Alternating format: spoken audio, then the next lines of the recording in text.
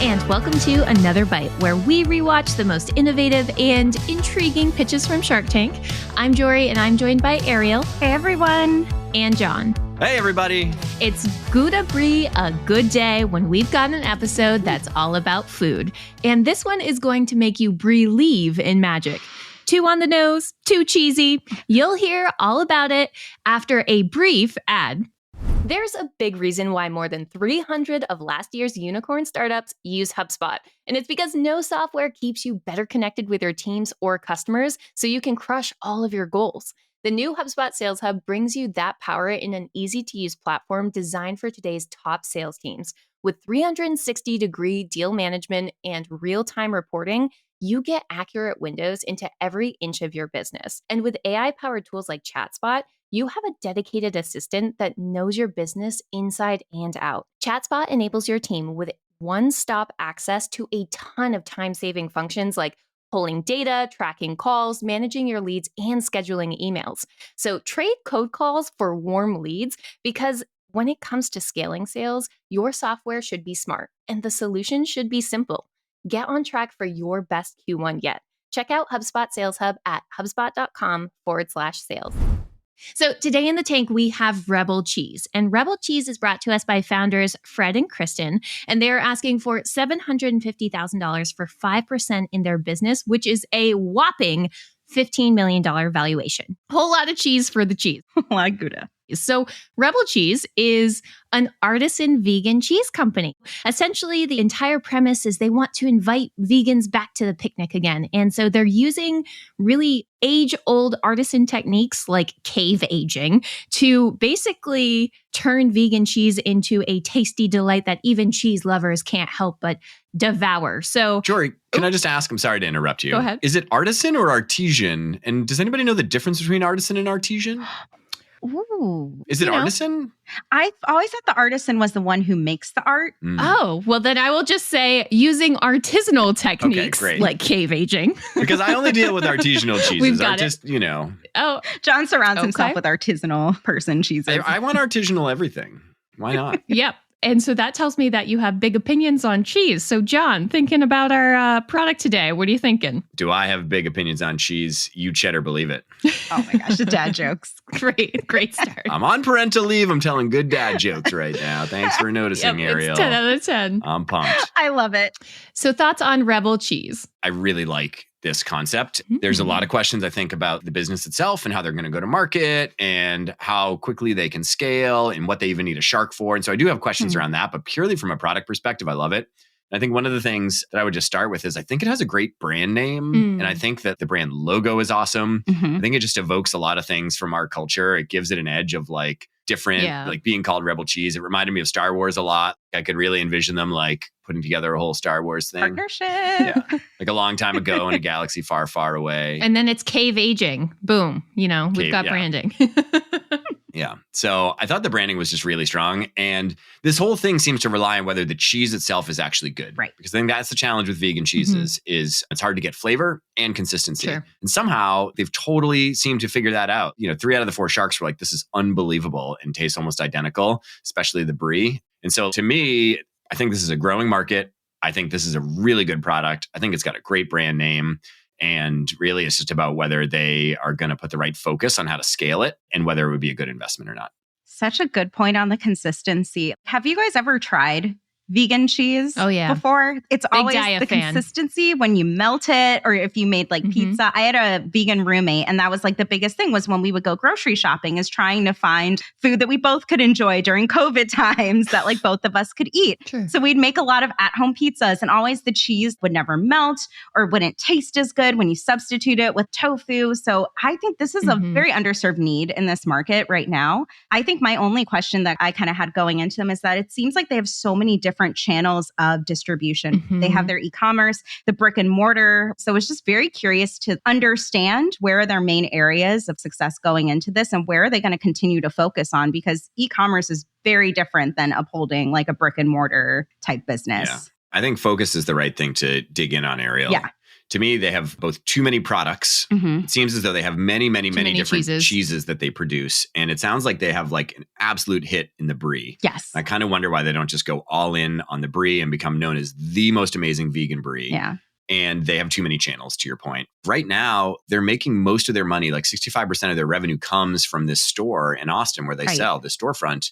And that's going to have to shrink to like almost zero if they really want to scale this business. And any time and effort that they personally spend, like building the storefront out, is probably going to come at a cost of growing their direct to consumer or wholesale channel.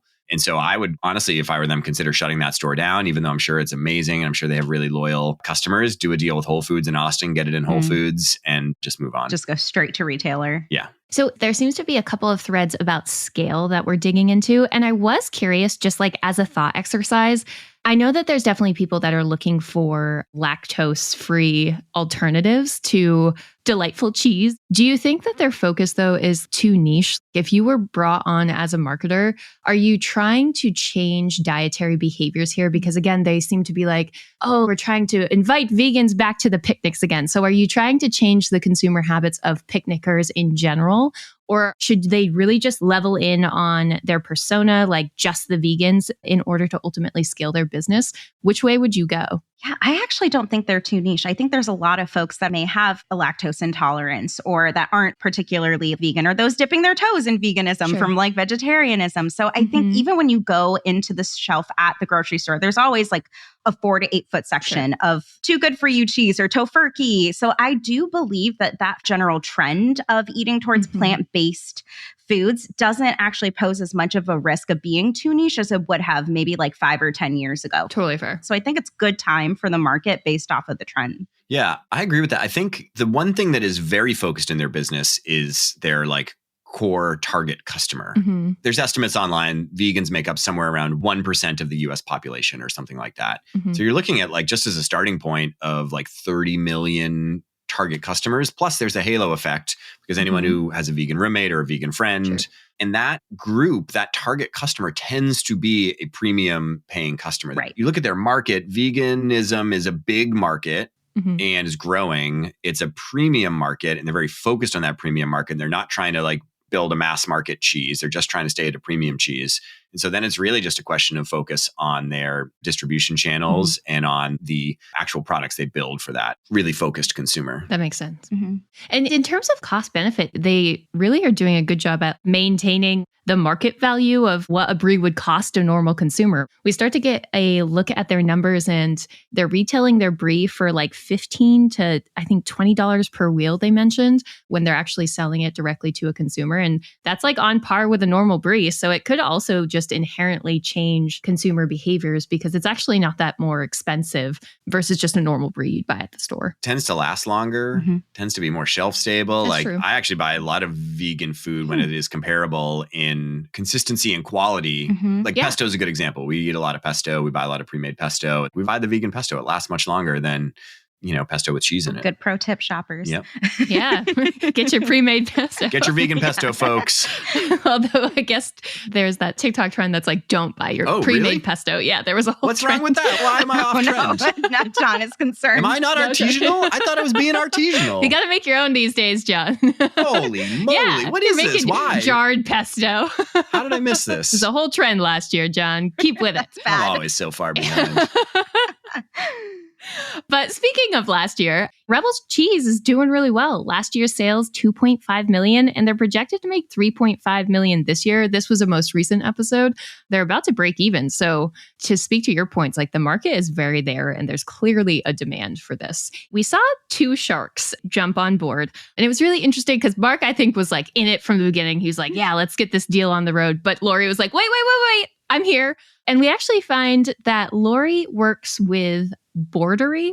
You can get anything online these days. So she has like a charcuterie delivery business, which is projected to hit 30 million in retail sales this year, which is huge. So she wanted to partner with Rebel Cheese because they didn't have a vegan option. So again, speaking to like the demand, they're really in a good spot.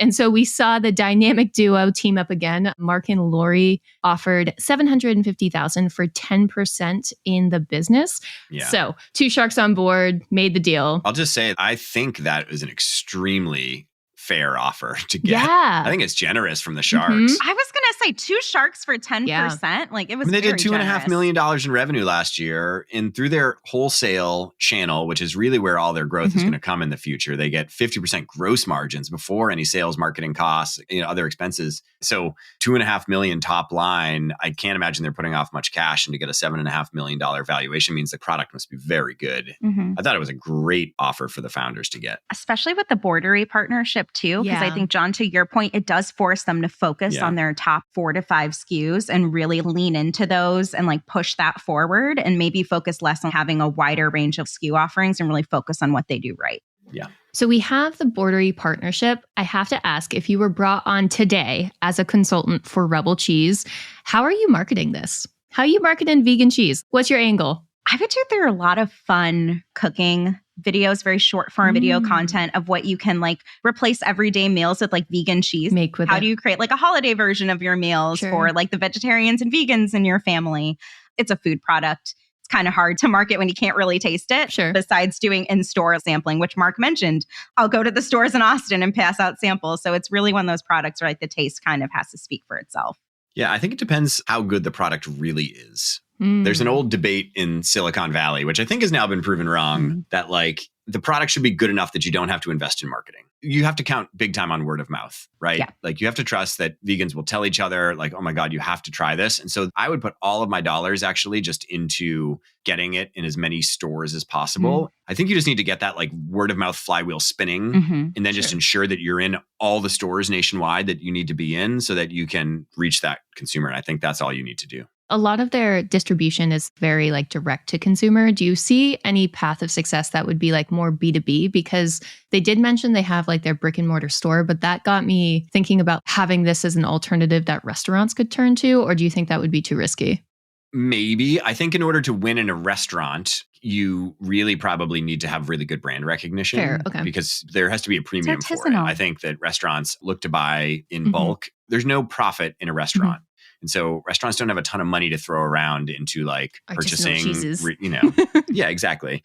And so there could be a path there, but I would let like that channel come to you as the founder versus like trying to put your energy into building that channel. Like eventually there'll be enough demand for it from restaurants that I think they could draw you into that channel and then you could serve it. That makes sense. Well, ultimately, Rebel Cheese walks away with a Shark Tank deal and hopefully will be featured on a vegan charcuterie board coming to, little charcuterie near you. So definitely successful. I love when the rebels win. Yeah. Oh my God. Star Wars reference. We're looking for that licensing deal in the future.